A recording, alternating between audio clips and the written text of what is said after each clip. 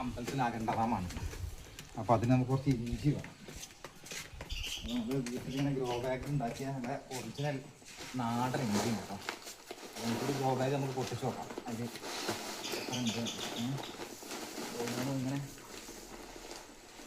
അങ്ങനെ നിൽക്കുന്ന ഇഞ്ചി, ഒരു വിഷാംശം പോലും ചേർക്കാത്ത നല്ല ഒറിജിനൽ ഇഞ്ചി കേട്ടോ. നമ്മളിങ്ങനെ എടുത്തപ്പോൾ ഇഞ്ചി ഒന്നും കണ്ടുണ്ട്. അത്യാവശ്യം കുഴപ്പമില്ലാത്ത രീതിയിലുണ്ട്. അങ്ങനെ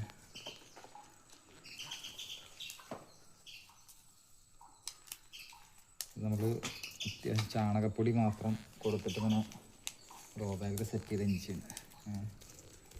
ഇഞ്ചി നമ്മൾ വീട്ടിലുണ്ടെന്ന് പറഞ്ഞപ്പോൾ അത് കടയിൽ നിന്ന് മേടിക്കണ്ടെന്ന് പറഞ്ഞു. അത്യാവശ്യം ഉണ്ട്, കുഴപ്പമില്ല.